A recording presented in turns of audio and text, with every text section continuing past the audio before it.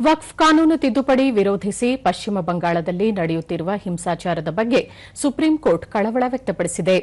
ವಕ್ಫ್ ತಿದ್ದುಪಡಿ ಕಾಯ್ದೆ 2025 ಸಾಂವಿಧಾನಿಕ ಸಿಂಧುತ್ವವನ್ನು ಪ್ರಶ್ನಿಸಿ ಹಲವರು ಸಲ್ಲಿಸಿರುವ ಅರ್ಜಿಗಳ ವಿಚಾರಣೆಯ ವೇಳೆ ಮುಖ್ಯ ನ್ಯಾಯಮೂರ್ತಿ ಸಂಜೀವ್ ಖನ್ನಾ ಯಾವುದೇ ಸಮಸ್ಯೆಗಳಿಲ್ಲದೆ ಗದ್ದಲ ಗಲಾಟೆ ಪರಿಹಾರವಲ್ಲ, ಸದ್ಯ ನ್ಯಾಯಾಲಯದಲ್ಲಿ ಈ ಬಗ್ಗೆ ವಿಚಾರಣೆ ನಡೆಸುತ್ತಿರುವ ಹಿನ್ನೆಲೆಯಲ್ಲಿ ವಿವಾದಕ್ಕೆ ಸಂಬಂಧಿಸಿದಂತೆ ಏನೇ ಸಮಸ್ಯೆಗಳಿದ್ದರೂ ನ್ಯಾಯಾಲಯದ ಗಮನಕ್ಕೆ ತಂದು ಪರಿಹರಿಸಿಕೊಳ್ಳಿ ಎಂದು ಸಲಹೆ ನೀಡಿದರು. ಇದೇ ವೇಳೆ ಕಾನೂನು ಜಾರಿಯಾಗುವ ಮುನ್ನ ವಕ್ಫ್ ಹೆಸರಿನಲ್ಲಿ ಈಗಾಗಲೇ ನೋಂದಾವಣಿಯಾಗಿರುವ ಆಸ್ತಿಗಳ ಬಗ್ಗೆ ಯಾವುದೇ ಕ್ರಮ ತೆಗೆದುಕೊಳ್ಳದಂತೆ ವಿಚಾರಣೆಯ ವೇಳೆ ನ್ಯಾಯಮೂರ್ತಿಗಳು ಕೇಂದ್ರ ಸರ್ಕಾರಕ್ಕೆ ತಿಳಿಸಿದ್ದಾರೆ.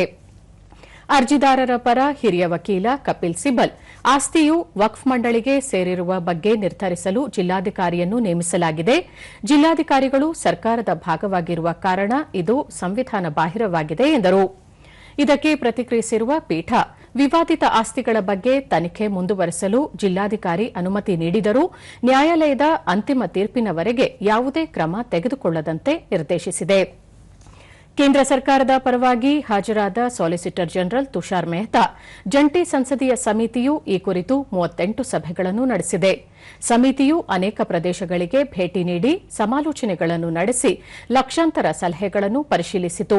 ಬಳಿಕವಷ್ಟೇ ಕಾನೂನನ್ನು ಅಂಗೀಕರಿಸಿದೆ ಎಂದರು. ಪ್ರಕರಣದ ವಿಚಾರಣೆಯನ್ನು ಸುಪ್ರೀಂ ಕೋರ್ಟ್ ನಾಳೆ ಮಧ್ಯಾಹ್ನಕ್ಕೆ ಮುಂದೂಡಿತು.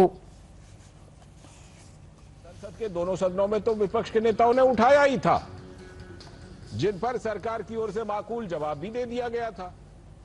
सुप्रीम कोर्ट की सुनवाई